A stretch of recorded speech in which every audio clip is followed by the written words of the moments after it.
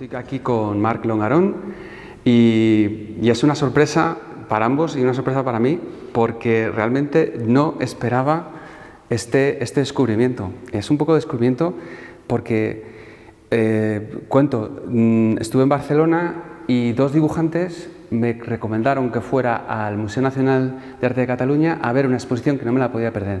Esos dos dibujantes eran Jordi Vernet y Augusto Arrat, nada menos. Y me dicen, tienes que ir a ver la exposición de Longarón. Y claro, yo, Longarón, me sonaba a uno de esos míticos dibujantes de la época de las agencias que habían trabajado en el extranjero, pero tengo que reconocer mi desconocimiento. Es que creo que, bueno, me vas a perdonar, Marc, pero es que un poco nos pasaba a todos. Es decir, que es toda una generación de gente impresionante, que luego, sobre todo los que hemos visto publicar más en las revistas de la Warren, de terror y tal, sí son más famosos, pero hay todo un mundo ahí en los años 60 que se nos ha perdido, ¿no?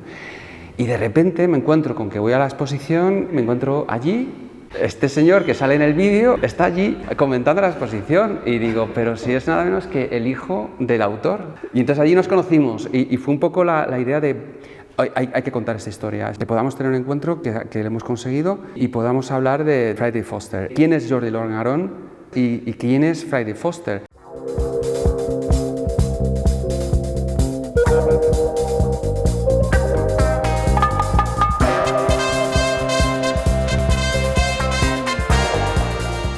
Empecemos por ahí, porque para mí ha sido un descubrimiento. Hombre, yo encantadísimo en que nos hubiéramos encontrado casualmente, encantadísimo en que y Vernet te hubieran recomendado la exposición y encantadísimo de que una exposición de cómic esté en un museo nacional de arte, especialmente de arte, digamos, es el primer museo de arte románico del mundo, con lo cual es bastante curioso, digamos, que el cómic del románico también tenga su continuidad con esta exposición. A ver, Jordi Longarón, mucha gente no lo conoce, como tampoco conoce a Àngel Badia Camps o como no conocen Florenci Clavé o muchísima gente de esta época que tú, como muy bien dices, trabajaban sobre todo para agencias y para el mundo extranjero, pero sobre todo porque eran los pioneros. Es decir, es el momento en el cual el cómic español pega un salto, ¿vale? Y salen a Europa. Y este salto pues lo encabezan ellos. Pero en realidad aquí los que conocemos más son o los que realmente se han ido con series ya muy reconocidas, como tú decías muy bien, de Warren, como yo que sé, Harry Creepy, sí, Vampus, todo esto, Vampirella, o los que estaban aquí, que serían, digamos, los de Bruguera, ¿vale? Sí. Que son los que se han quedado aquí, con lo cual ahí en medio queda una franja bastante curiosa de gente desconocida. Especialmente en los 60, el boom que hay de autores españoles que trabajan para Francia y para el Reino Unido, donde hay una necesidad, se buscan autores porque hay una demanda impresionante de publicaciones y no hay suficientes dibujantes. Bueno, y en España... Y en España hay en ese momento una generación impresionante de claro, gente que son mucho más modernos, clarísimo, que son mucho más sofisticados. Pero porque porque en ese momento ellos están sacando, digamos, como ejemplo, están tomando no el dibujo clásico que venía de España, de Benejam, Coy, Iranzo, Boscar, toda esta gente, digamos, del mundo clásico, sino que ellos beben su fuente, digamos, son los americanos. Sí. Son los grandes dibujantes americanos, Hal Foster, Alex Raymond, Milton Caniff y especialmente Milton Caniff, con lo cual ellos, digamos, no han hecho la evolución desde la plumilla, a ver cómo hacemos la plumilla un poco mejor, sino que han pegado un salto, se han ido al pincel, sí. con lo cual el salto va a ser enorme y eso, unido a que en ese momento estamos en pleno régimen franquista, la peseta está hundida en ese momento respecto a un franco francés o respecto a una libra esterlina. Son monedas muy fuertes en relación a la peseta. Ahora con el euro todo está equiparado, pero en aquel momento no. Con lo cual llegan unos dibujantes fantásticos a países en los que dibujan al formato clásico, no al formato americano, y que además valen menos de la mitad lo que hacen. Sí. Con lo cual, incluso un mercado tan proteccionista como es el británico, cuando llega toda esta generación, que luego le llamarán la Armada Invencible, desplazan a los dibujantes locales. Sí, pero es que a veces hasta en el género, por ejemplo, romántico, llegan a ser el 80% los dibujantes españoles que están dibujando Claro, pero allí. es que además piensa que se van a producir dos cambios muy importantes. Uno es el hecho de pegar este salto con el dibujo americano y por lo tanto hacer un dibujo muy suelto. Es decir, vamos a pasar de un dibujo, como te decía antes, muy clásico a un dibujo muy suelto. Pero además vamos a pegar otro salto con la incorporación de las fotografías, ¿vale? En ese momento, bueno, en los años 40 y 50, los dibujos se hacen de memoria. Es decir, cuando dibujan un soldado, cuando dibujan un tanque, cuando dibujan una escena romántica, todo eso lo hacen de memoria. Y hay un momento en el que Jordi Longarón le llega una revista americana a sus manos. Él en aquel momento ya sabe hablar y leer y escribir inglés, y cuando se da cuenta, una revista americana en la cual explican cómo trabajan los tres que te he dicho antes, Alex Raymond, Milton Caniff y Hal Foster, y ve que trabajan con modelos fotográficas, haciendo fotos de todas las viñetas, y que esas modelos son actrices, incluso son actrices de cine, claro, mi padre alucina. Sí. Y ese salto, que es la incorporación de la fotografía como base para dibujar, va a ser importantísimo. Sí. O sea, si tú tienes que dibujar mi brazo con todas estas arrugas, joder, o tienes una fotografía o tienes el modelo, pero de memoria tú no vas a saber que esta arruga con esta luz hace este plano de sombra. Es imposible. Sí, sí, con lo cual vamos a pegar dos saltos. El salto de esta frescura, de esta forma de dibujar tan americana, con el salto de incorporar modelos fotográficas, que luego las van a copiar, no van a usar calcador, en aquel momento no existe el mundo del calcar, lo hacen como si fuera un modelo en una escuela de dibujo, sí. ¿Vale? Como el modelo natural cuando haces con carboncillo, ellos van a hacerlo con fotografía, sí. Y van a hacer centenares de fotos. De hecho, yo tengo, un día empecé a contar negativos y paré de contar cuando pasé del 50.000. Es decir, imagínate 50.000 negativos. O sea, durante no sé cuántos años hicieron miles y miles de fotografías, ¿vale? Por lo tanto, todas las escenas que luego veremos de Friday Foster están fotografiadas. Con lo cual, no me extraña que desplazaran al dibujo local francés o al dibujo local inglés. Eran unos tíos jovencísimos, con una fuerza bestial, con una forma de dibujar hiper suelta, con una forma de dibujar también supernatural, porque cogían las formas de las personas desde la foto y luego con un precio tirado. Pero ahora quiero que presentemos un poco a Friday Foster, porque estamos hablando de Jordi Longarón. Bien, tu padre. Me encanta porque no estamos hablando con un comisario, alguien que, bueno, que viene del mundo intelectual de la letra, no, es que ha vivido con el autor, ha crecido con el autor del que estamos hablando, y que además es el que se ha encargado de conservar el legado artístico. Jordi Longarón es el primer dibujante español que dibuja una tira de prensa norteamericana. Estamos hablando de una cosa mítica. Es decir, para cualquier dibujante en el mundo y para los propios americanos, dibujar en prensa era lo más que podía llegar cualquier dibujante.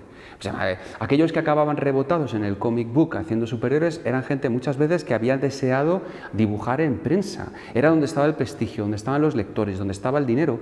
Entonces, aquí llegamos en nada menos que a finales de los años 60 y un barcelonés está haciendo una tira de prensa y nada menos que de un personaje, que no es cualquier personaje, no, es una mujer protagonista en los años finales, o sea, estamos hablando del año 70, pues no hay muchas mujeres protagonistas en prensa, porque estamos hablando de una tira que es realista. Y es una tira que tiene contenido político. Y es social, una tira que tiene contenido social. Pero es que este personaje es una mujer negra afroamericana en plena época de tensiones raciales, estamos hablando de finales de los 60, principios de los 70, que se está publicando en Chicago, en Nueva York, en Los Ángeles. En Pasadena, en Detroit, en Toronto, en Filadelfia. Entonces, ¿qué pasa? ¿Cómo llegamos a esto? Claro, aquí hay que pensar en dos cosas. Por un lado hay que pensar en Jim Lawrence. Jim Lawrence es el guionista y es el creador de Friday Foster, un señor mayor que mi padre, él es del 19 y mi padre del 33, que incluso conoce España porque ha venido a luchar como brigadista internacional en la época de la Guerra Civil. O sea, imagínate, venir desde New Jersey a luchar con los brigadistas. Con 18 años, ¿no? Sí, con 18 o 17 años, no recuerdo, una barbaridad. O sea, cruza todo el mundo para luchar con los brigadistas internacionales. Pero más allá de esto, este personaje es un personaje que vive en Estados Unidos, vive en New Jersey, y digamos, se ha hecho bastante popular haciendo guiones radiofónicos de James Bond. ¿Vale? Sí. Es decir, tenemos que imaginarnos años 60, un americano de New Jersey, James Bond, y que está viviendo, digamos, con mucha intranquilidad lo que sucede en Estados Unidos. Lo que está pasando es que en el 63 han asesinado a un presidente, han asesinado a John Fitzgerald Kennedy, antes de que pudiera aprobar la ley de derechos civiles, una ley de derechos civiles que luego tiene que aprobar Johnson en el 65 y que intenta, y te digo intenta casi entre comillas, igualar los derechos de las personas afroamericanas con las personas blancas. Piensa que en los años 60 una persona afroamericana no podía conducir un coche en la mayoría de estados del sur, o no podía votar, o no podía hacer, o sus hijos no podían ir a una escuela o a una universidad, porque las universidades eran para personas de raza blanca. Con lo cual, bueno, primero eso, asesinan a un presidente de los Estados Unidos, pero es que en el 68 asesinan a un premio Nobel de la Paz, asesinan a Martin Luther King. Y él lo está viendo todo esto, solo como anécdota, para poder aplicar la ley de derechos civiles, que cuesta muchísimos años para aplicarla, los directores de las escuelas no quieren dejar entrar a los niños y las niñas afroamericanas y usan a la Guardia Nacional y a la policía local para impedir la entrada, y Johnson tiene que enviar al ejército para abrir paso, con lo cual los chavalas entran a las escuelas escoltados por el ejército. No, el clima es brutal. Es brutal. La segregación era increíble, la tensión que había, la violencia. Las Panteras Negras, estamos hablando de Malcolm X, que lo acaban de asesinar. Todo eso lo vive Jim Lawrence de una forma, digamos, como muy preocupado por explicarlo, no sabe cómo hacerlo, pero al mismo tiempo él está viendo todo el tema de la guerra del Vietnam, y al mismo tiempo él está viendo cómo el movimiento feminista no solo está luchando por igualar los derechos de mujeres y hombres, sino que está luchando también abrazando todo el tema del despliegue de la ley de derechos civiles y el dar por finalizada la guerra del Vietnam, con lo cual es un movimiento feminista muy potente, muy potente. Todo esto lo ve, se queda un poco noqueado, yo creo, y decide que hay que explicarlo, ¿vale? Y es cuando él en ese momento está trabajando con un guión de James Bond, pero que está publicando Daily News en Londres. Ahí tiene un dibujante que es Jaroslav Horak, que es un dibujante de la agencia que en estos momentos que ha hecho el desembarco en el Reino Unido, Bardonart, que es una de estas agencias junto con Selecciones Ilustradas. Es una agencia que tiene sede en Barcelona y en Londres. Sí, es una agencia que ha fundado, ahora hago un salto para atrás, hago un salto hacia los años 60. Es una agencia que ha fundado Jordi Macavic, que era un dibujante de Barcelona, que ve como todos los dibujantes están trabajando para toda Europa, pero no para el Reino Unido. Y un día se coge la Vespa y se va con Vespa, se cruza con Vespa toda Francia, un trozo de Bélgica, y se va a Londres para poder vender la obra de los dibujantes barceloneses y triunfa. Crea esta agencia que se llama Bardonart, Bardon de Barcelona, y Don de London. La sede en Londres la llevará Barry Cooker, que va a ser muy importante en el desarrollo de Friday Foster, y Jim Lawrence le pide a Barry Cooker si tiene un dibujante para poder ilustrar esto que está empezando a crear, que va a ser de una protagonista, él ya cree afroamericana. No tiene muy claro si lo va a poder vender en los Estados Unidos, por todo lo que hemos hablado, y al inicio piensa que igual mejor lo vamos a vender para Londres, para el mercado británico. Y llega la idea de que puede ser un dibujante español, bueno, europeo, porque va a ser más fácil que acepte un material de ese tipo. Yo creo que lo hace porque está trabajando en ese momento con el cómic de James Bond, que está dibujando Jaroslav Horak, que es un dibujante yugoslavo, para el Daily News británico, y yo creo que... Es el clima. Sí, es el momento que le dice, oye, tú, ¿tienes alguien? Es el talento que hay claro, en ese ¿tienes momento. alguien que me pueda ayudar? Porque el Horak ya me está haciendo esto y no se le ocurre, no se le ocurre a alguien, sí. Claro, y Barry Cooker es quien le propone hacerlo con Jordi Longarón. Un momento en el cual Jordi Longarón ya no está demasiado en la historieta, él está en la ilustración. Él está en ese momento, digamos, la época de los 60 y principios de los 60, que estaban haciendo cómic para el Reino Unido, especialmente para Serenade, que eran las revistas de Fleetaway, Serenade, Roxy, Valentine's, que eran, no sé si lo sabes, eran unas tiras de prensa que ilustraban las canciones de moda. Que ilustraban las canciones. O sea, era un guión desarrollado a partir de la canción de Peggy Lee, de Polanca, de Neil Sedaka, de los Beatles, de Elvis Presley, con lo cual... tuvieron un éxito bestial, o sea, imagínate. Era antes que los vídeos musicales. Eran los videoclips del momento, imagínate, o sea, un momento extraordinario. Claro, mi padre ya no está, no está ahí, mi padre está sobre todo ilustrando portadas de libros, también de cómic, lógicamente, pero no está tanto en el cómic. Lo que pasa es que a mi padre le hace ilusión lo que tú has dicho, el mercado americano. Es que era el mito. El mercado americano, él todavía, lógicamente, y lo tendrá toda la vida, tiene en mente a los tres reyes, Hal Foster, Alex Raymond y Milton Caniff. Claro. O sea, poder nadar en la misma piscina que ellos. Claro, eso va a ser una pasada. Aunque él, ya te digo, en ese primer instante no sabe que eso va a pegar el salto a Estados Unidos. Eso va a venir luego. Okay. Él hace la prueba, te diría, un poco, vale, vaya a hacer la prueba esta, pero... Y hace una prueba con un guión que le manda... le manda a Jim Lawrence un guión de un personaje que se llama Jet Jones, que es como decir Juan Pérez, no tenemos nombre. Jet Jones, ¿vale? ¿Que tienes algo aquí de Jet Jones? Sí, por aquí tenemos... Eso es, sí. ¿Vale? Es decir, tenemos una Jet Jones que es un personaje, digamos, que todavía no tiene... Es un test, ¿no? Sí, realmente... es un test, todavía no tiene las características de lo que va a ser Friday en realidad, pero sí es una mujer afroamericana, joven, que vive en Nueva York. En ese momento mi padre dibuja en Nueva York inventado, que se parece más Londres que no Nueva York, como ves perfectamente, porque aquí aparecen unas ventanas que no están en Nueva York, evidentemente. Pero cuando Jim Lawrence ve esta tira, y de hecho hay una carta preciosa que envía Jim Lawrence y que conservo en el archivo, a Barry Cooker, le dice: Barry, me has preguntado qué me parece la obra de Jordi Longarón. Me parece soberbia, me parece mucho mejor que la de algunos dibujantes de los Estados Unidos que tienen una forma de dibujar estereotipada que no me interesa.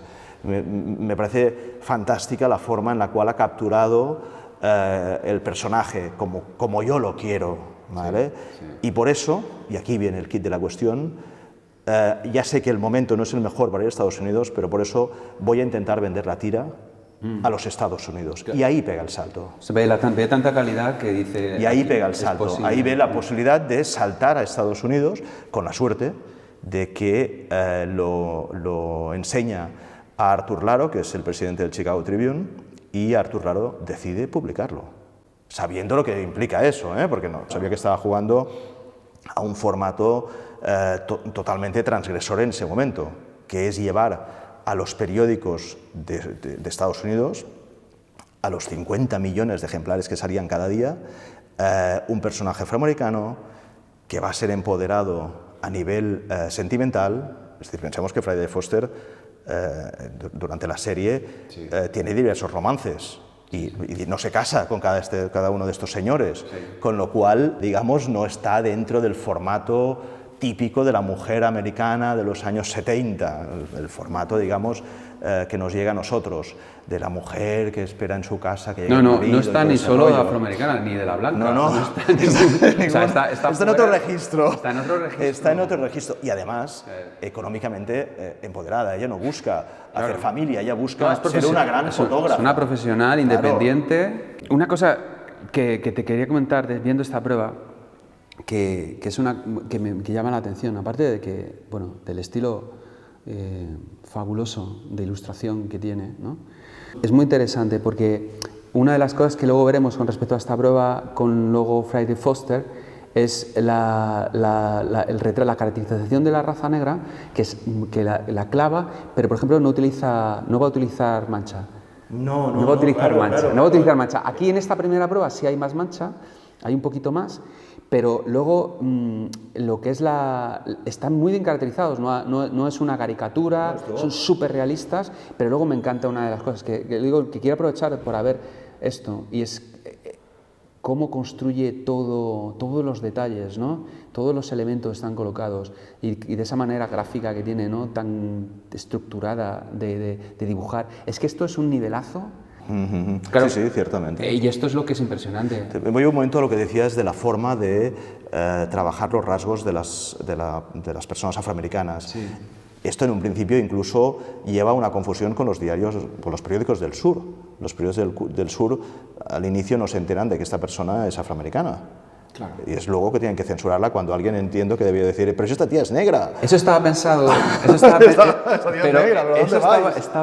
pensado. Quiero decir, lo tenía calculado de hacer claro, al inicio que ya no tuviera rasgos claramente. Sí, pero mi padre no quería hacerla pintándola de color negro, que era lo habitual en ese momento. En ese momento, los cómics que había visto mi padre, la gente, los pocos que salía una persona afroamericana, estaban pintadas las facciones. Sí. Y mi padre no quería recurrir a ese recurso, pero lo que sí hace es que las personas afroamericanas van a tener sombra propia y las personas de raza blanca casi no van a tener sombra propia, con lo cual enfatizará la sombra de los personajes afroamericanos, claro, por encima de las personas blancas. Y con este recurso, digamos, sutil, es a través del cual tú empiezas a ver, y lógicamente los labios y en algunos casos también el pelo, que es rizado, tú vas a entender que esa persona es afroamericana, pero si no, no te enterarías, y de hecho llevó a esta inicial confusión de anda. Curioso, pero yo creo que si se ve enseguida, para los ojos contemporáneos, ves perfectamente la raza. Se censura en los periódicos del sur, y Friday Foster no sale en Luisiana o en Alabama o en estos sitios del sur. Sí saldrá en Florida, que luego hablaremos si quieres, para el mercado latino, pero no para el mercado afroamericano, ¿vale? Del sur, del sur. Bueno, hace la prueba de Jet Jones. Entonces, esta prueba, el Chicago Tribune dice, vamos a publicarlo. Queremos publicarlo en Estados Unidos, una tira con este personaje. Nos vamos a arriesgar. Mi padre siempre dijo que la tira está avanzada mucho tiempo a lo que tenía que haber sido. Adelantada. Sí, él siempre lo dijo. Y mi padre dudó siempre que tuviera la repercusión que luego tuvo. Pero mi padre era bastante escéptico, porque mi padre sabía perfectamente lo que estaba pasando en Estados Unidos. Es decir, mi padre, había una cultura americana muy fuerte, ¿vale? En Jordi Longarón, con lo cual te diría que él sabía lo que estaba pasando en Estados Unidos perfectísimamente. O sea, no era ingenuo. Sabía que era un riesgo, sabía que igual eso... Claro, él sabía igual de a la semana tema lo iban a cancelar. Claro, él sabía de qué iba el tema, y él sabía que estaba viviendo en Barcelona. Y él, cuando va a firmar a Nueva York, cuando tiene que firmar el contrato con el sindicato, él dice, bueno, realmente ellos querían verme para saber si yo estaba comprometido o no con esta pieza. Dice, y hombre, yo puse un poco de salsa el tema para que no vieran mi escepticismo. El famoso viaje a Nueva York, porque, claro, no había pisado nunca Estados Unidos. Y no lo volverá a pisar. Este es uno de esos casos que se ha repetido en la historia del cómic de una obra famosa e icónica, porque ocurrió con Alex Sinner de Muñoz y Sampaio, que no habían pisado Nueva York y hacían el cómic sobre una de las historias míticas, ¿no? De un neoyorquino, de un detective. Ocurrió también con Torpedo de Abulí Bernet. O sea, eso es como que se vuelve a repetir esa historia de alguien que realmente no vive allí y retrata la cultura, la sociedad y además no cualquier cosa. No es una historia de humor de una familia americana, no, es nada menos que tiene que retratar un entorno social muy característico, muy especial, que es Harlem. Y además es una tira de actualidad. Es decir, cuando aparece un cantante galés en la tira, es porque Tom Jones está de gira en Estados Unidos. Cuando Gina Davis, la activista, ha hecho no sé qué, pues aparece un personaje que es parecido a Gina Davis. Por lo tanto, van a aparecer los personajes que en la actualidad también están apareciendo. En esa época pre-internet, donde la documentación no era algo fácil de adquirir, donde había que utilizar mucho la imaginación, necesitas un talento especial para poder hacerlo también y que cuele, o sea, que parezca que realmente, o sea, no es un señor en Barcelona, en la España franquista, en su casa dibujando esto. No, parece que es un señor que está viviendo en Nueva York, que tiene su estudio en Madison y va a dibujar allí. Sí, pero ya te digo, él tenía una cultura anglosajona muy fuerte. Aunque no había viajado nunca a Estados Unidos, sí había viajado muchas veces a Londres y a París, y él tenía mucho conocimiento de cómo era Nueva York. Lo que no tenía conocimiento es de cómo era Harlem, y ese va a ser el gran problema. Es decir, cuando él viaja a Nueva York y viaja con Barry Cooker, con el agente británico de Bardonard, y allí se van a encontrar con Jim Lawrence y lo va a conocer en persona, y por lo tanto, digamos, él llega ahí con Barry Cooker, se encuentra con Jim Lawrence y le han preparado un tour para ver la ciudad, para llevarle a diferentes museos, y él les pide por favor que no le hagan ese tour, que lo que necesita es ver Harlem, porque él va a tener que volver a Barcelona en nada, él solo está 5 días en Nueva York, él va a tener que viajar nuevamente a Barcelona y va a tener que dibujar Harlem, y nunca ha visto Harlem, y aunque tiene alguna foto de Harlem, él necesita saber cómo será la casa donde vivirá Friday, porque la calle donde va a vivir Friday va a ser centenares, no sé si centenares, pero un centenar como mínimo de veces sí que sale en la tira, porque van a salir 1200 tiras, con lo cual se va a repetir mucho diferentes escenarios. Uno de ellos, la calle y la casa donde va a vivir Friday, pero también él necesita entender cómo es el entorno de Harlem, ¿vale?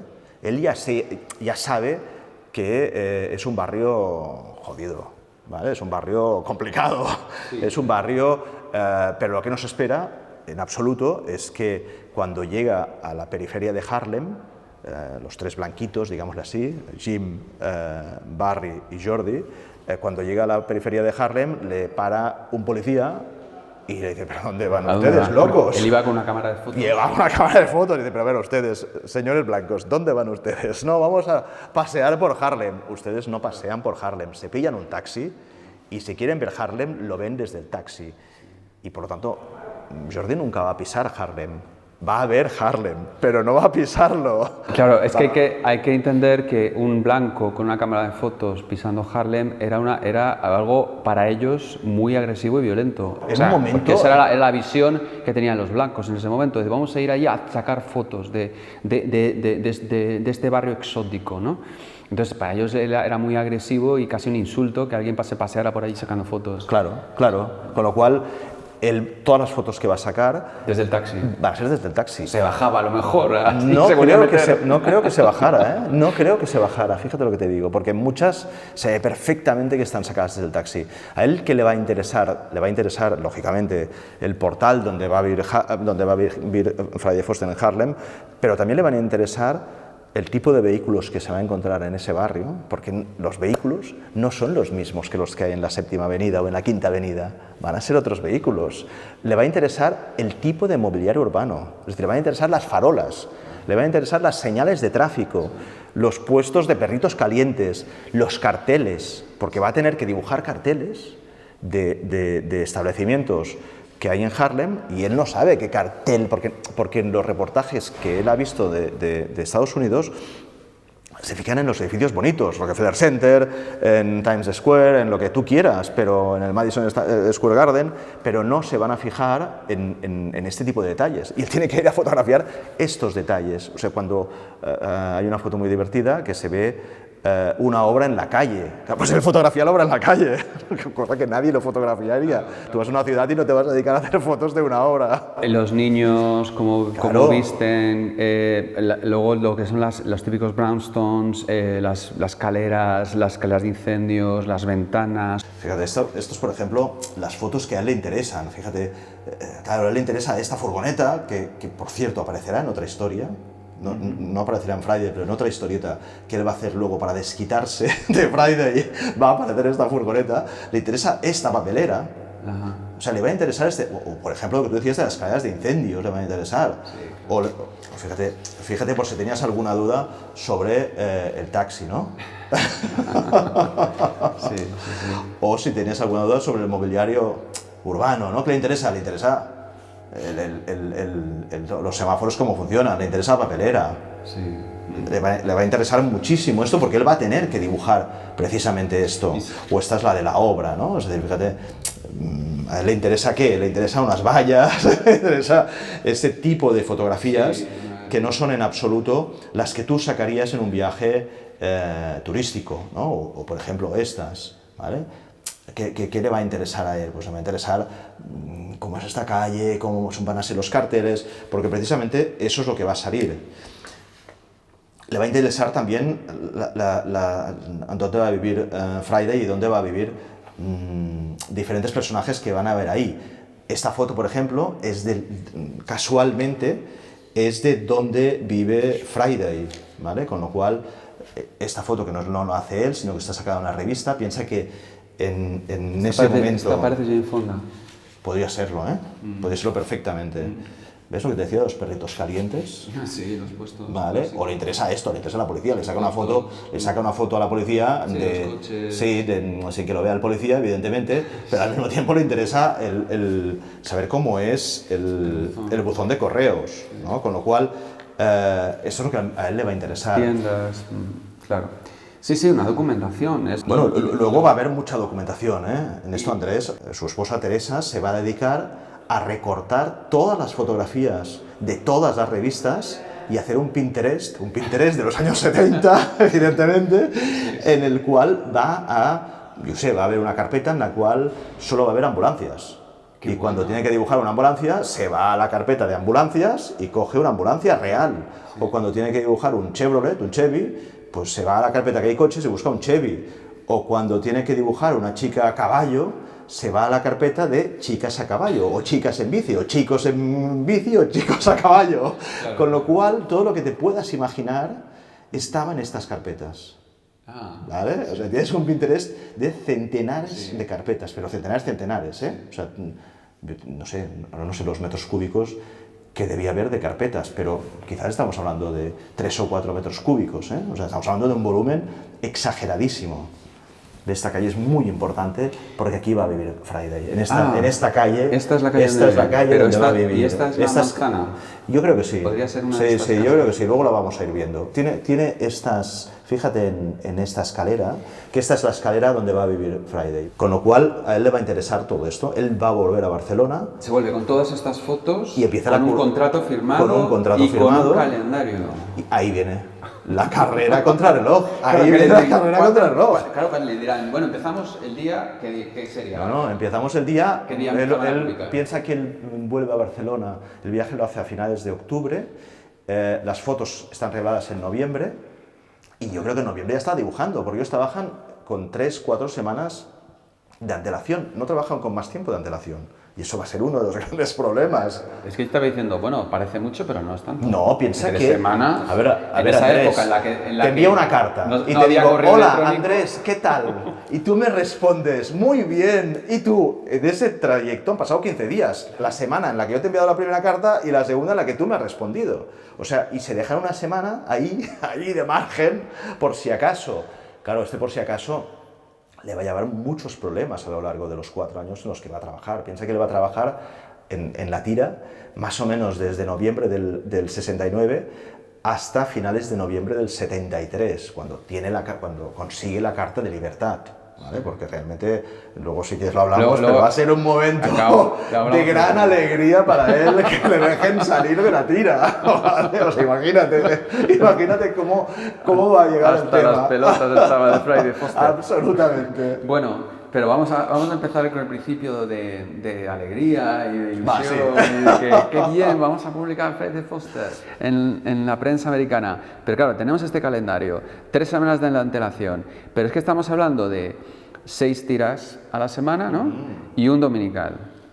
No, 5 tiras y un dominical. 5 tiras el sábado no va a salir. Bien. Pero es igual, va a ser complicadísimo. Da igual. Tú piensas que hay 5 tiras claro, y un dominical que consta de unas 3 tiras. Piensa que hay tiras que son complejísimas, porque yo ahora recuerdo una, que si quieres ahora empezamos a mirarlas, sí, vamos a empezar. En las cuales aparecen unos vestidos de unas chicas que dices, ¿esto dónde lo has sacado? Vamos a empezar a mirar, alguna de Friday Foster.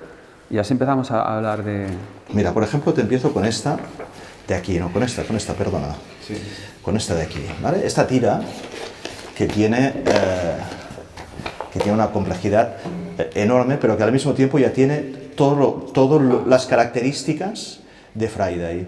Fíjate, la primera, él va a usar siempre que pueda plano americano, lo que llamamos el 3/4, ¿vale? Que es un plano típico de western. ¿Vale? Es el típico plano que te permite ver las cartucheras y las pistolas. Sí, para que la gente entienda, es por encima de la rodilla. Correcto, pero es el plano que tú siempre has visto en el western, ¿vale? Es ese plano que es un plano inventado en el mundo del western que te permite ver las pistolas, ¿vale?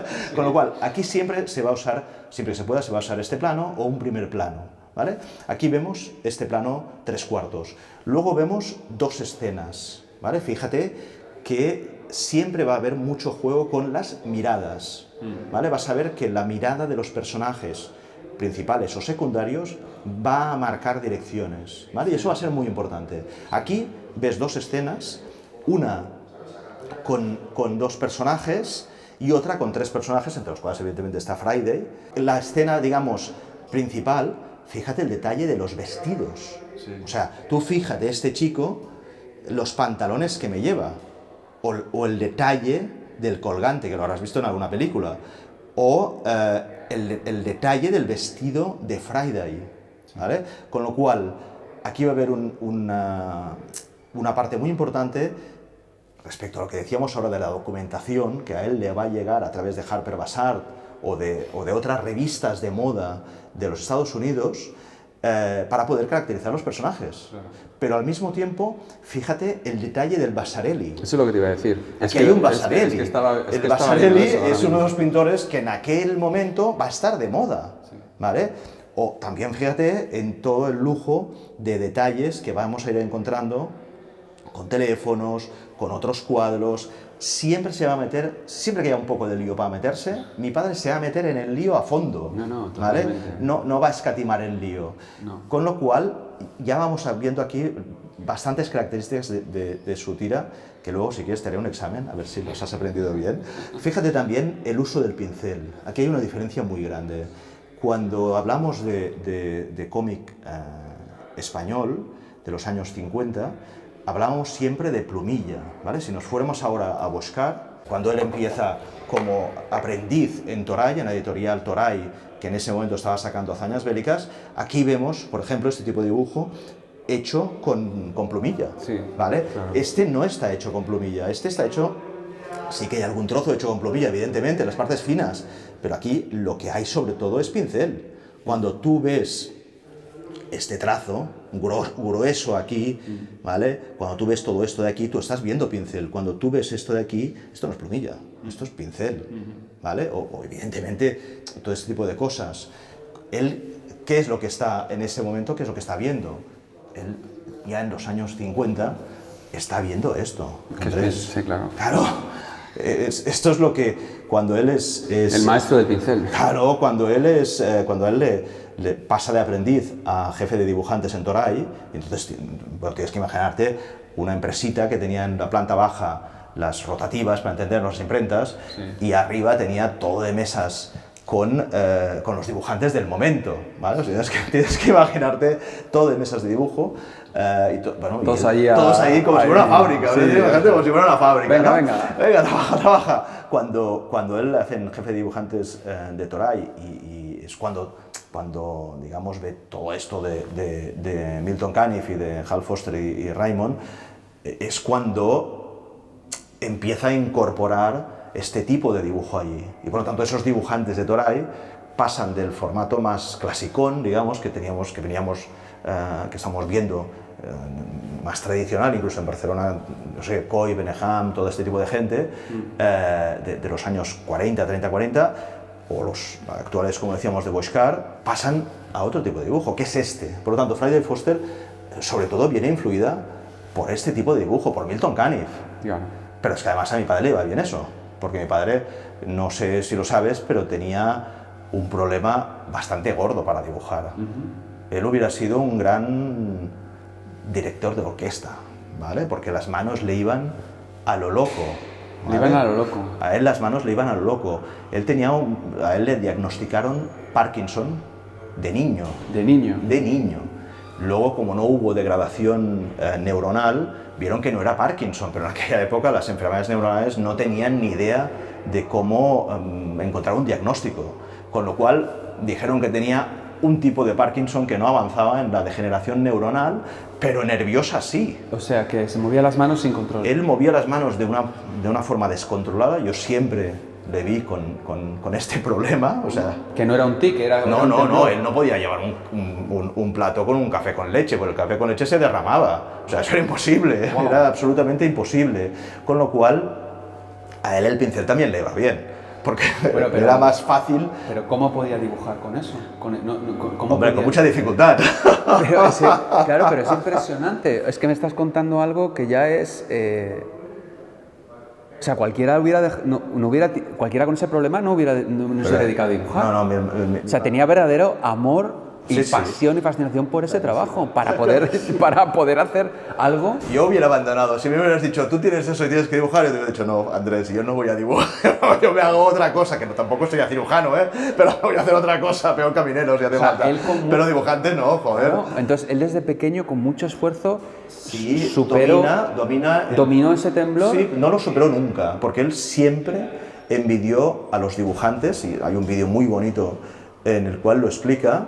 Él siempre envidió a los dibujantes que podían hacer los pelos de las chicas continuos y perfectas, como Pepe González, como si dijéramos, ¿no? Que, claro, él envidiaba esta forma de trabajar que era tan limpia, tan impoluta, ¿no? Con lo cual, claro, él ¿qué va a usar? Y que es lo que estábamos viendo en Friday, iba a usar el pincel. Claro, pero estoy pensando en una mano que tiembla. Es cierto que hay un cierto trazo que veo que se rompe. Sí, es espasmódico. Pero yo pensaba que estaba hecho... No, a ver,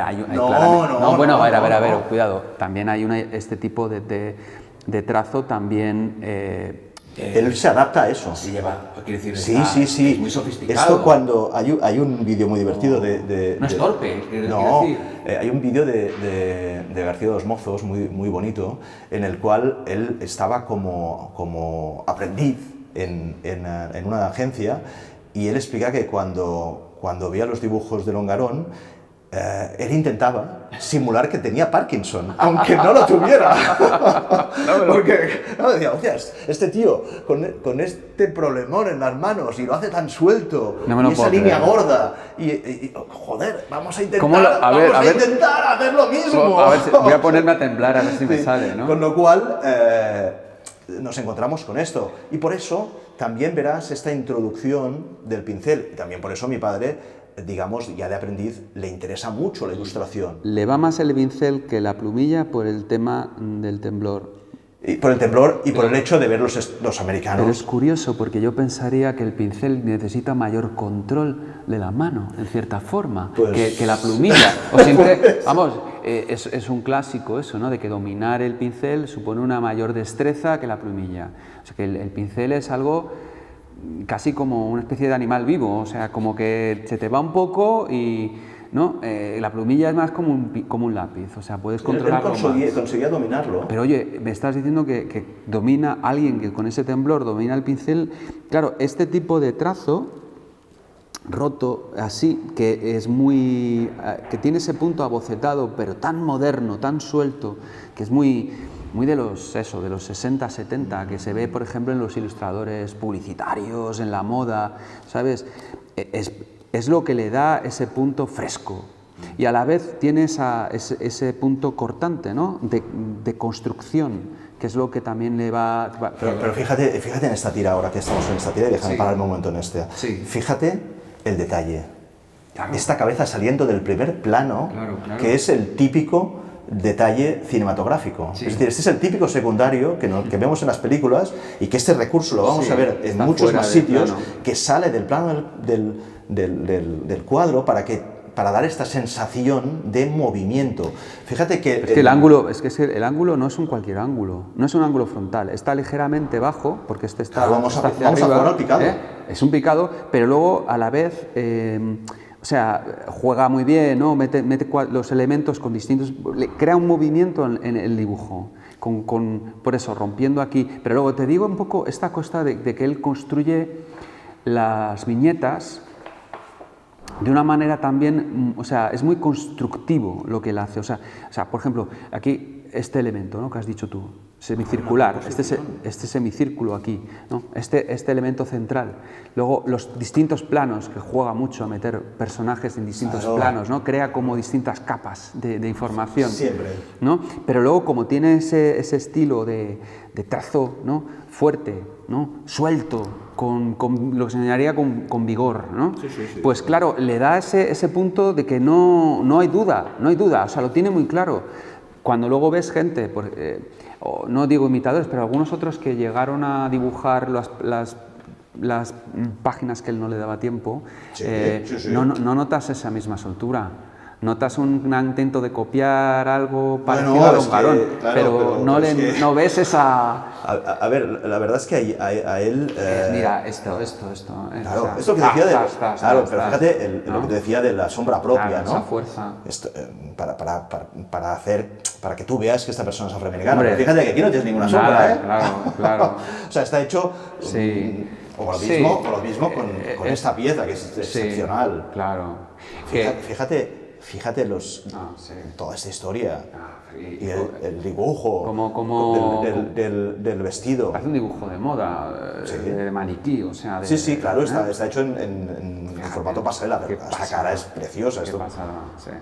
Sabemos de algún italiano que podía estar detrás de esto. Sí. ¿Vale? Es que yo cuando vi la exposición y vi todos los dibujos ya en los originales es cuando me di cuenta de esto, ¿no? Claro, cuando ves en color, impreso, no puedes apreciar el trazo del pincel. Piensa que esto que estamos viendo ahora casi no lo ha visto nadie. O sea, piensa que estamos viendo una ampliación escaneada a súper alta resolución de una tira que se publicaba en una así de pequeña, y que en el libro que publicó Norma, que hizo un esfuerzo brutal, que ahí Javier Mesón y David Moreu hicieron un esfuerzo brutal por recuperarlo todo, y evidentemente Rafa Martínez, que es el editor de Norma, el propietario de Norma, que estaba encabezonado en poder sacar a Friday Foster, hicieron un esfuerzo enorme.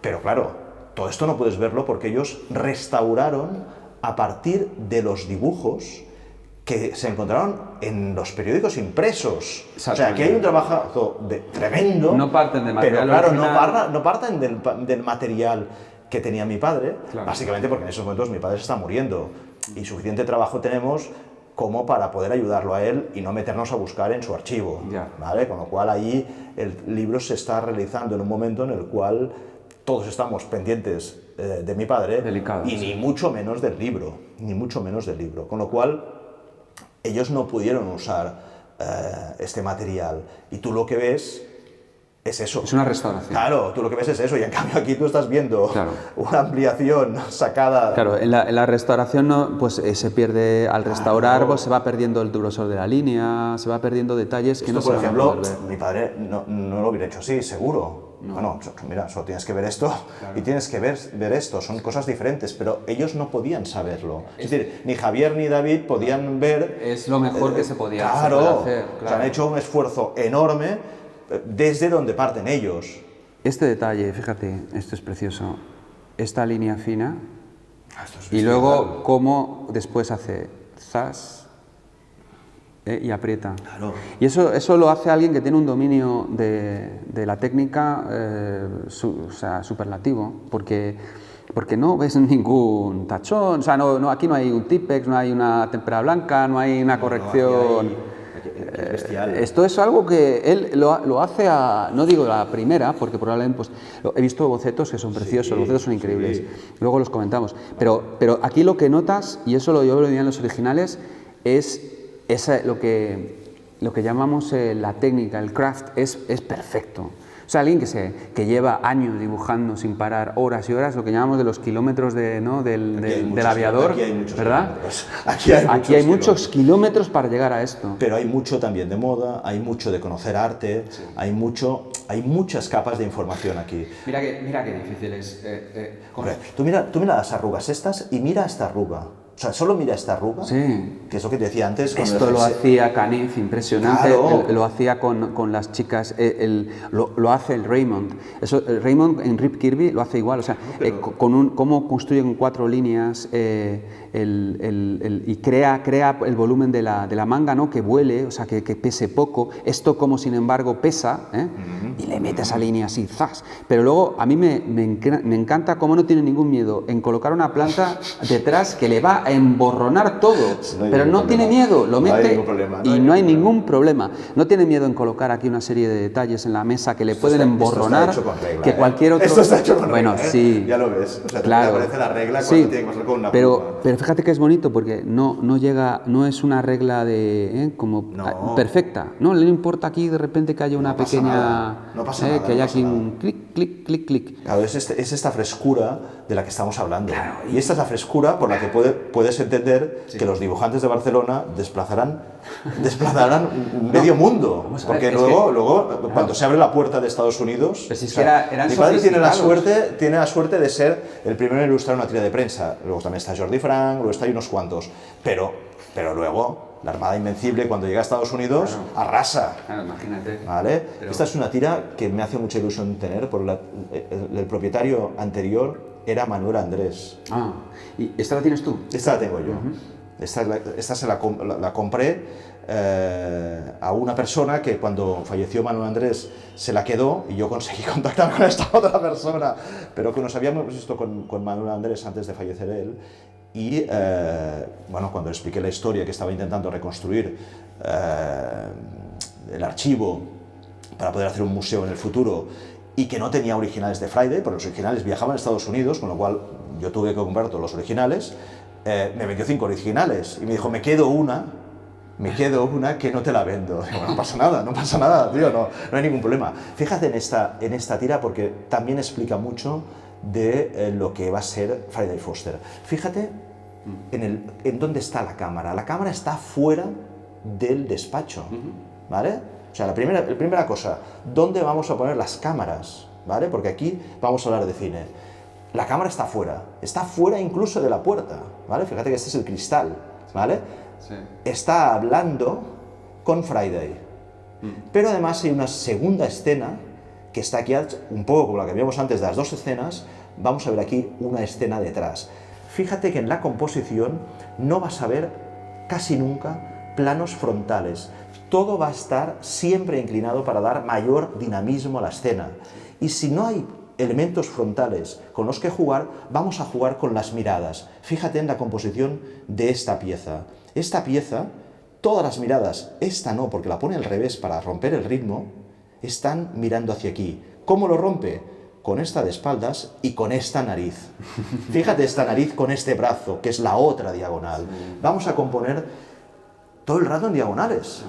¿Vale? Con lo cual nos vamos a encontrar, por un lado, con esta pieza que te decía, que me parece... Claro, lo estamos viendo mucho más grande de lo que la dibujó él y en cambio fíjate cómo aguanta. Aguanta perfectamente. ¿Vale? Que esto dices, joder. O fíjate en esta, que aquí puedes ver perfectamente todo el pelo de Friday. Pues, o todo este detalle, y este detalle aguanta. Fíjate que estamos aguantando una cosa que está dibujada a una cuarta parte de la dimensión que estamos viendo ahora.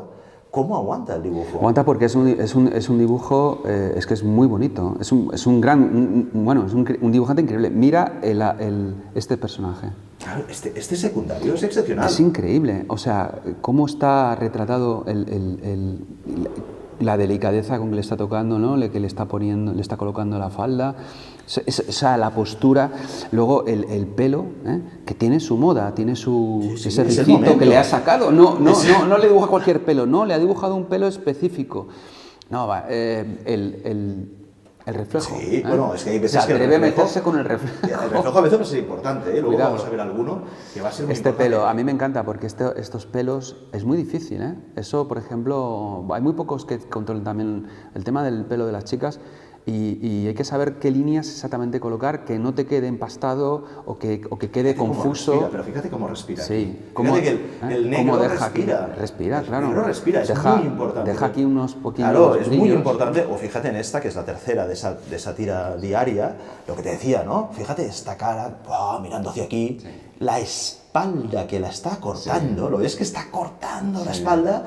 Y esta otra diagonal, ¿vale? Hacia el otro lado. Yo me acuerdo de una exposición que fuimos a ver precisamente en el Museo Nacional de Arte de Cataluña, de un pintor que se llama Gimeno, que durante 2 horas Jordi me acribilló con: mira esta diagonal ahora, fíjate en esta otra, te lo juro, mira ahora esta otra diagonal. Claro. O sea, para él la composición en diagonal era muy importante.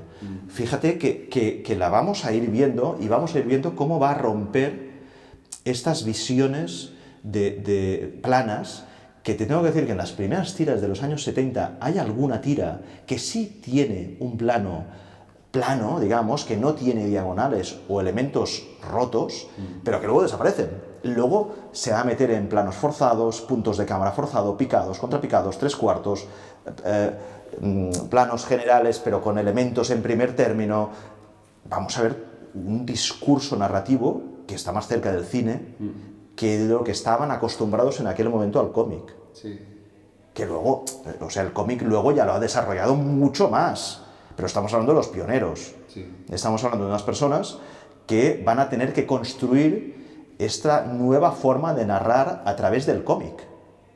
¿Vale? Y esto es lo que estamos viendo aquí. Sí, el tema del cine, por ejemplo, es muy interesante, porque el lenguaje del cómic no necesariamente tiene que ser cinematográfico, pero a partir especialmente de Milton Caniff, es la influencia del cine y la manera de construir la imagen influye tanto en el cómic, que es verdad que empezamos a pensar ya en posiciones de cámara, en construcciones de viñeta y tal. Entonces, pero de todas maneras, cosas de dibujo. Mira las manos esa. Bueno, mira las manos van a ser muy importantes para dar dinamismo. Fíjate, o fíjate esta cabeza. Ya, claro. Mirando. Sí, bueno, vamos a ir viendo este tipo de recursos. A ver, podría haberlo dejado así, ¿no? Claro, y hasta podía haber dejado sin la espalda, pero sin la espalda la composición es diferente, Este elemento y esto nos está mirando. No crea barullo, fíjate que nos está mirando, nos está mirando, pero da esa sensación. Esto es muy también de las típicas composiciones un poco Orson Welles, que metía siempre 3 o 4 cabezas. Hay un personaje y luego había 3 o 4 cabezas. Y cuando tú paras el vídeo y ves a Welles y de repente detrás o 4 o 5 y siempre están todos colocados las cabecitas, ¿no? Ese tipo de... Hay una composición detrás importantísima. Fíjate en esta, por ejemplo, que esta es una escena en la cual aparece no hay ninguna diagonal, pero sí el plano está roto. ¿Vale? ¿Lo ves? Mira, el plano está roto. Mira, tienes aquí. Y te está enseñando gente aquí y gente aquí. Mira. Es decir, estamos trabajando con esta diagonal. Claro, tienes esta diagonal. ¿Lo ves? Aquí estás creando un rectángulo. Claro. Aquí en el centro, muy geométrico, pero luego fíjate estos círculos rompidos. Para romper. Vamos a romperlo todo. Y luego aquí este barullo de líneas, ¿no? Que no es un barullo, pero me refiero a que... No, que lo ordena, evidentemente que lo va a ordenar. Pero fíjate cómo, Y luego... Claro, en la otra diagonal vamos a dibujar a los tíos que nos están mirando. ¿Qué nos están mirando? y que están muy bien dibujados. Es que no dice, bueno, voy a poner 4 líneas. No, ahí está, él está haciendo un homenaje, ya te lo digo, segurísimo. Yo nunca lo hablé con él, porque con Jordi nunca hablábamos de su trabajo. Es como si, no sé, es como si le dijeras a una persona, bueno, y mi papá, ¿cómo ha tenido las ventas hoy? ¿O cómo ha tenido las compras hoy, no? ¿Tú no le preguntabas nada de...? No, hablábamos de pintura renacentista, de pintura contemporánea, ¿Sí? del problema de la abstracción y el figurativismo. De su trabajo. O sea, seguramente si ahora estuviera vivo, ahora estaríamos hablando de Isabel Quintanilla, que expone en la Thyssen, y buscaría un diálogo de Quintanilla con Rothko. Vale. Y seguro que lo encontraría en la Puerta Roja. Es decir, diría, esta Puerta Roja que hace Quintanilla me recuerda mucho a Rothko, ¿vale? O cosas de este tipo, y me lo invento, pero esta era la típica conversación en casa. Nunca había una conversación vinculada al cómic. Fíjate esta tira, que me parece muy importante. En esta tira va a haber otro de los elementos que a mi padre le van a llevar de cabeza, que va a ser la luz, ¿vale? Fíjate, y aquí te la enseño en grande para que lo veas, fíjate que esta luz, que es totalmente falsa y que luego la vamos a ver en otras tiras, es una luz de cine, no es una luz, esto es de noche. Aquí es imposible que haya esta luz. Esta luz la pone para que podamos entender este coche y esta fachada, pero no existe esto. Si tú vas a hacerlo de noche, esto tiene otra historia. ¿Por qué dices que es una luz de cine? Porque en el cine se usan este tipo de recursos. Porque esta casa está iluminada con lámparas. Claro. Porque tú, efectivamente, si tú vas a una casa, esto va a estar oscuro. En cambio, aquí hay unos focos aquí fuera, claro, que están iluminando todo fíjate, esto. Hago un pequeño salto y luego volvemos a esta tira, ¿eh? Pero fíjate esta tira, sí, que la he empleado bastante para que veas bien lo que pasa. Clásico. Claro, esta tira tiene aquí un elemento que está a oscuras, pero él lo hace iluminado. Pero esa es la iluminación y la composición cinematográfica. Claro. Si tú esto lo pones en negro, pues te va a caer. Tienes una composición poco interesante. Y esto ya es más interesante. Crea tensión. Claro. Porque ¿qué te está marcando? La diagonal. Claro. La diagonal. Volvemos otra vez a la diagonal y la contradiagonal en este picadísimo, ¿vale? Estamos hablando de un picadísimo, todo hecho. Aquí se ve, lo siento, porque aquí se ven los brillos, porque aquí había tanta tinta sobre este papel, esta tira la tuvo que repetir varias veces. Y al final yo creo que se le destruyó el papel y tuvo que poner un trozo de papel encima. Se nota que está cortado, igual que esto que ves aquí, son los brillos de la propia tinta china. O sea, cuando estás delante del original no lo ves, pero cuando lo escaneas, como la luz refleja, sí que lo ves. Pero hay tanta tinta que hasta hace este brillo. Te diré una cosa del estilo de Longarón, que es también algo que a mí, fíjate, yo veo mucho Raymond. Dentro de que lo que es el pincel, el gran maestro del pincel, que de hecho influyó luego en Raymond en la época de Rick Kirby, pero yo aquí veo mucho Rick Kirby. Bueno, pero es que mi padre va a estar influenciado por los tres. Ya te digo que para él son los tres reyes, o sea, vamos a hablar de Hal Foster, o sea, él tiene el Príncipe Valiente siempre en la cabeza y encima de la mesa. Vamos a ver, evidentemente, vamos a ver Rick Kirby, pero también vamos a ver Ríos Piratas y vamos a ver Steve Canyon, vamos a ver los personajes que van a crear estos tres reyes. Porque Raymond construía más parecido en esa idea de utilizar más ángulos. Claro, sí. Mucho más redondo. Sí, todo. Mucho más que Milton Caniff. Hay una línea más redonda, ¿no? Estamos de acuerdo. Y en cambio esa manera de cortar, ¿no? Hombre, este es un plano Hitchcock total. Sí. ¿Estamos de acuerdo? Sí, hay mucho Hitchcock. Construido con sombras. Y hay mucho Rick Kirby. Vuelvo otra vez a la tira donde estábamos, que te he introducido eso solo para ver el plano que es esta, para ver el plano de sombra que te decía y la luz forzada. Fíjate esta tira. Esta tira que... Esta viñeta. Vuelves a tener las cosas típicas que nos vamos a ir encontrando. Elemento en diagonal. Sí. Contradiagonal. Sí. ¿Lo ves? Tienes la X. La X. Siempre vamos a estar trabajando con este juego de ir a una diagonal, desplazarla y ir recomponiendo todo el rato, porque el tema de la luz y el tema de las diagonales va a ser muy importante. Piensa que te explico una anécdota muy bestia, que yo un año vengo por una reunión a Madrid y me sobra tiempo y voy al Prado. Nunca había tenido narices de ir al Prado, siempre me asustaba mucho el Prado. Te lo juro, había leído muchas cosas, había visto muchos catálogos, pero me daba miedo. ¿Fuiste de mayor entonces? Coño, hace 10 años. No me digas. Me da muchísimo apuro. Había ido quizás 5 veces a la Thyssen, no sé cuántos a la Mafre, al Reina Sofía. ¿Pero por qué te daba apuro? Porque me daba mucho apuro, porque me acojonaba mucho.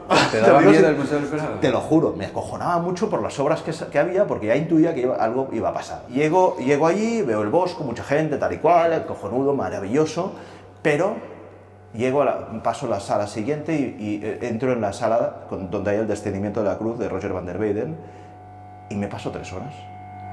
Acojonado, pero acojonado, ¿vale? Salgo del Prado, ya no veo nada más, ¿eh? Salgo del Prado, pero tengo que coger el tren, tengo que volver a Barcelona y llamo a mi padre. Estoy acojonado, no sé qué, me he quedado ahí delante de Roger van der Weyden, la gente iba pasando, no me he enterado de nada, 3 horas, y solo me pregunta, ¿has ido solo? Joder, macho, no me pregunta ni cómo ha visto a la Virgen, que es larguísima, ni el tío que está con el brazo ese, ni cómo las sombras quedan en el plano del cuadro, ni me pregunta nada sobre Lovaina, ni me pregunta nada. No te preguntas si he ido solo. He ido solo, coño. Bueno, llego a Barcelona y al cabo de unos días recibo una carta, que es parte de sus memorias, en la que me explica que en el año 66, y te lo digo por la luz, tuvo la suerte de ir al Museo de la Orangerie con mi madre a ver la exposición Vermeer dans la Lumière, que reunía todas las obras de Vermeer, que sabes que hizo muy pocas, ¿vale? Sí. Y pudo verlas todas. Y dice que cuando salieron se sentaron en un banco del jardín del lado y se pusieron a llorar mientras estaba nevando. Y me dice, claro, esto te puede pasar. Y si te pasa, es mejor que vayas acompañado.